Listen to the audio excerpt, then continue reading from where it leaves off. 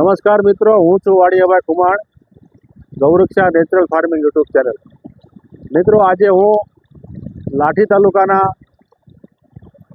દુધાળા ગામે હું બિપિનભાઈ કાનાણીની વાડી આવ્યો છું અને તેઓ છેલ્લા 7-8 વર્ષથી સુભાષ પાલેકર કૃષિ કરે છે અને એમણે સરસ મજાનું જીવામૃત પણ અહીંયા બનાવ્યું છે.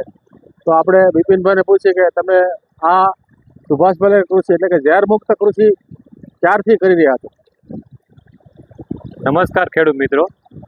હવે મારું નામ છે બિપિનભાઈ બાગાભાઈ કાનાણી, ગામ દુધાળા, તાલુકો લાઠી, જિલ્લો અમરેલી.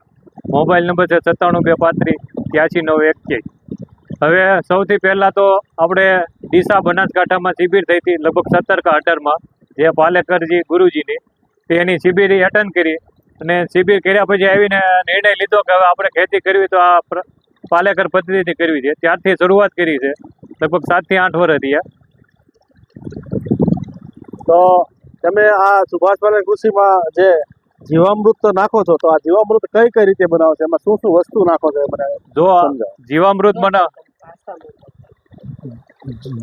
બનાવવા માટે આ જે 200 લીટરનું બેરલ છે ને, એમાં 180 લીટર પાણી ભરી દેવાનું. પછી 10 કિલો છાણ, 10 લીટર ગૌમૂત્ર, 1 કિલો બેસન એટલે કોઈ પણ કઠોળનો લોટ, અને 1 થી 1.5 કિલો ગોળ, દેશી ગોળ દવા વગરનો, અને મુઠ્ઠી માટી, જે મોટું વૃક્ષ હોય વડ પીપળ એને નીચેની માટી, જે આપણે જંતુનાશકનો ઉપયોગ ન કરતા હોય એવા છેડાપાળાની માટી, એ બધું મિક્સિંગ કરીને અને રોજે સવાર સાંજ ઉલટી લાકડી આમ ઘડિયાળની દિશામાં હલાવવાનો, ઉલટો આટો નહીં, અને એ 3 થી 4 દિવસમાં તૈયાર થઈ જાય છે. જો ઠંડીની મોસમ હોય તો 4 થી 5 દિવસ થાય, અને ગરમીની મોસમ હોય તો 48 થી 72 કલાકમાં તૈયાર થઈ જાય છે.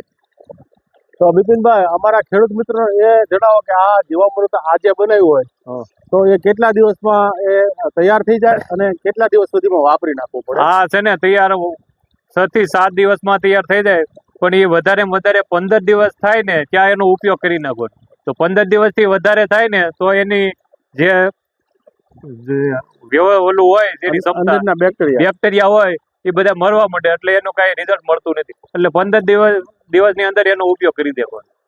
તો આ સરસ મજાની આ સુભાષ પાલેકર કૃષિમાં બિપિનભાઈ અને એમના ધર્મપત્ની ખૂબ સારી રીતે સહકાર આપી રહ્યા છે અને ખૂબ સારી ખેતી બિપિનભાઈ છેલ્લા 6-7 વર્ષથી આ સુભાષ પાલેકર પદ્ધતિથી ગુરુજીના તમામ પ્રકારના આયામોનો ઉપયોગ કરી અને કરી રહ્યા છે, અને તેઓ દર પાણીએ આ જીવામૃત આપે છે અને સરસ રીતે ઝેરમુક્ત પાક ઉત્પન્ન કરી અને લોકોનું આરોગ્ય સુધારવાનો મોટો પ્રયત્ન કરી રહ્યા છે.